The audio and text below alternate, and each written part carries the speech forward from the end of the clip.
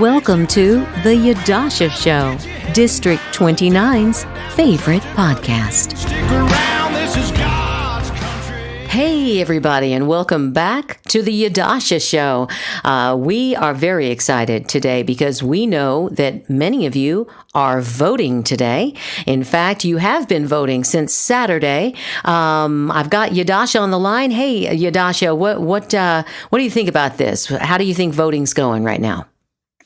I wish more people would vote. We're still door knocking, going door to door, making phone calls, trying to get more people out to vote because the numbers are very low. And it normally is for the primary. And like I've been saying, and it's like, I know I sound like a broken record at this point, but I want people to know their rights and know that their voice is valued and heard. And that's one of the reasons why I'm doing this, is because I want people to know that their voice matters. And I initially, that's why Blex had reached out to me to be the state director for Nevada, because they see the value in what I'm trying to do. Granted, it's not an endorsement, it's an opportunity to reach the community on a broader spectrum. So I really want people to know what's going on in their own backyard and just vote with purpose. Don't just vote just because you feel that you should. Get to know the people who want to initially be the rulers of Nevada. Like, this is serious and it's scary that I've actually met people at the polling booth just in this last week. They didn't know a single person on the ballot. Oh, gosh. Never met them. Never even tried to research them. Wow! And isn't that the responsibility of the voter? We Absolutely. We complain about our leaders. We say, well, you're an elected official. You should be representing us. However, we need to do our work as well, and that is research these people. And don't vote just because somebody else is voting for somebody. Vote for the one who represents what you believe in. Your values, your family, your house. Vote with purpose. Right. It's so important, and it's kind of terrifying. It really is, that people aren't voting. People don't know who to vote for, and they initially don't care, but you hear more complaints all the time. Well, I would suggest to people who say, I don't know who to vote for. If you're listening to this show, you obviously like Yadusha Williams, or at least you're curious.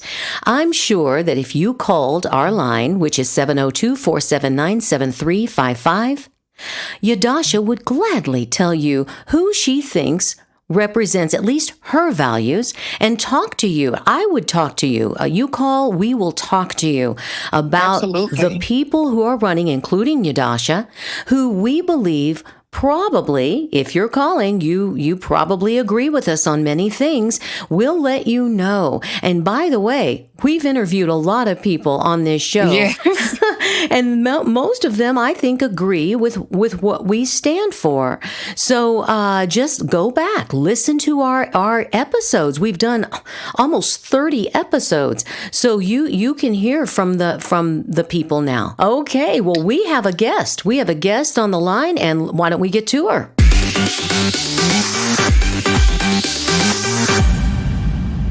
Lorena Biassotti is a wife and mother who believes that a child's education should be grounded in our nation's founding principles.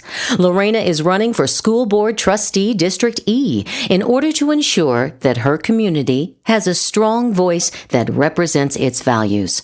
Her primary goals are parental rights and keeping unnecessary politics out of the schools. We're pleased to have Lorena on the show with us now. How you doing, Lorena? I'm fine, thank you. Thanks for having me. We're thrilled to have you on the line. We know you're a busy lady right now. You're actually at the poll right now, because everybody's getting out there, early voting. Yadusha, why don't you go ahead and ask Lorena a few questions for the voters? Absolutely. And please excuse if you hear a dog in the background, because I am door knocking. Oh, same. I'm so glad to hear your voice, Lorena. I've heard so Thank you. many wonderful things about you, and it's Thank like you. in the Republican Party, they call me. They tell everybody that I'm the person that you see everywhere, and I'm like, no, that's Lorena. Yeah, I mean, I try to be anywhere there where I can be effective as far as spreading this message and waking parents up. So, Absolutely. yeah. I'm like, I've seen you at the school meetings, and Mhm. I've seen you everywhere. Yeah. What strategies do you support to ensure that equitable access to quality education for all students are existent? Well, we have to advocate first and foremost for common sense. I think that's really lacking in our educational system. The approach that we've had to discipline has failed, and the restorative policies that CCSD has implemented have not led to any good outcomes. The Mhm. violence is just out of control. I'm sure everyone's seen the headlines. It's impacting both students and staff and parents and families. And it's just, I mean, we went from an enrollment of over 315,000 to under 300,000 in just a year. So parents are really getting it. And I mean, as far as what I feel would be an equitable education, CCSC has to take all students into account equally. And, you know, if we Absolutely. want, yeah, if by protecting a certain group of students, you end up hurting a lot more than you're setting out to protect. So they have to just treat all students with the same dignity and respect that they deserve. That's great. We definitely need everybody to be treated fairly, and as of right now, it's obvious that they are not. Especially the people that chose this position to go into these classrooms 8 to 10 hours out of a day to educate, and they're not being able to properly educate. So, with that being said, how will you help improve teacher recruitment, retention, and support within Clark County School District? I think we need to develop a system where teachers that feel they are under duress to teach a certain topic that they see is harmful for the student, there should be some type of support that they get with the school district where they report it, because we've heard the opposite is happening. Um, there's this, and again, the safety. If they're not safe, no one wants to work in a school district where their lives are on the line. I mean, Right. it sounds crazy, but we've seen the headlines. Teachers have gotten literally assaulted because we have this policy where we keep returning students that misbehave with not enough consequence. They're back into the classroom, and that's what think needs to happen first and foremost. We need to really implement tough consequences for misbehavior, and I think that in itself would take care of the teacher retention for the teachers that don't feel they are safe or they get paid enough to put their safety on the line. So that's one of the ways that we can ensure teachers that they will be respected in the school district. Absolutely.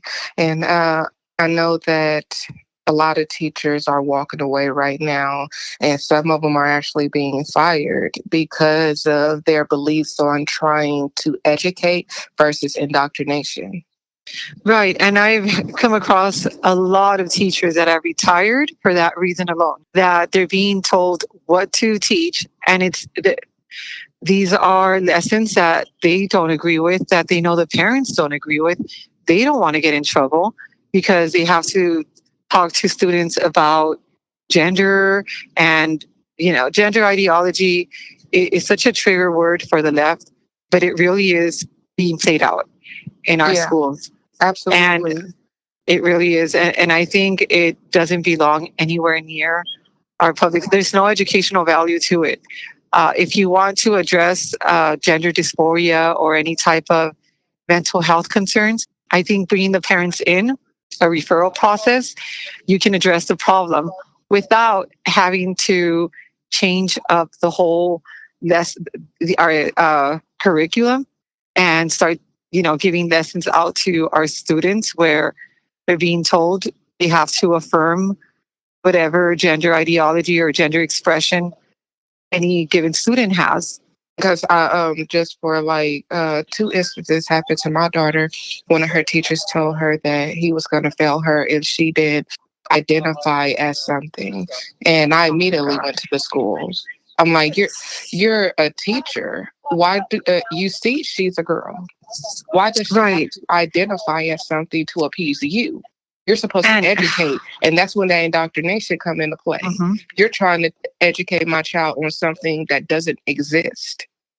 Absolutely. And so I started with, I founded a group called My Children's Advocate, not to derail too much from the topic, but I just briefly want to touch up on this because it was through this group that I met wonderful people, wonderful parents that started speaking up at school board meetings. We went to the schools and started pushing against the mask mandate because they were very harmful. We kept saying from day one, to mask a child is child abuse.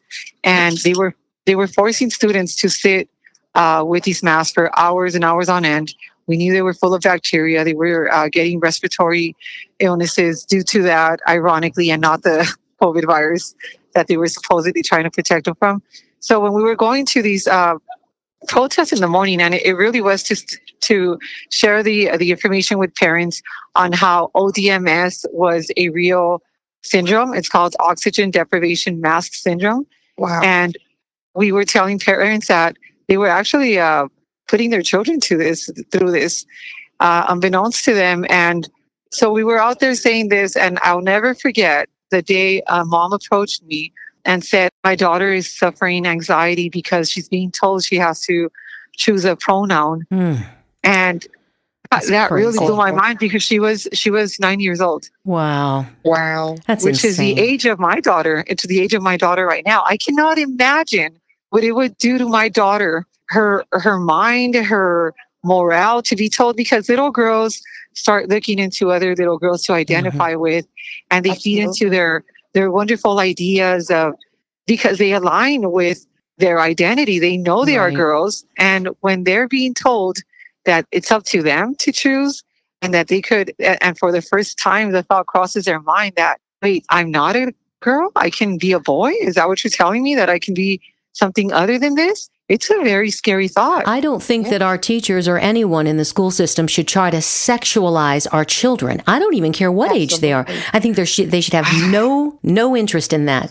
That is all the parents' problem. Absolutely not. And I think I just have no words. It's so hard. I think I've gotten to a point where it's so outrageous. It is. That even trying to walk my mind through it is so absurd. How the thought or the concept of speaking to children about sexuality even came around. Crazy. And even more so that it was so adopted by all these school boards. But we all know they're being governed from on top. These federal mandates, these Title IX regulations, these are all coming from our legislators and the Biden administration. Right. Listen, guys, we have run out of time, if you can believe this. My goodness, I can't believe it. But we do want our audience to know about My Children's Advocate. Amazing social media page for you to tune in with. And how do we have our listeners contact you directly, Lorena, and get more information? You can email me directly through Lorena, 4, CCSD.com, Lorena4CCSD.com, or Lorena, 4, CCSD at Gmail, or you can DM us at My Children's Advocate on Instagram, Facebook. You can check out our page, mychildren'sadvocate.com. All right, Yadusha, anything else you'd like to add before we tune out? I thank you so much, Lorena. You're definitely a true eye-opener, volunteer, and war hero. Yes, thank you so much. The support. All right, thanks a lot, guys. We're tuning off. We'll see you guys tomorrow. Bye-bye.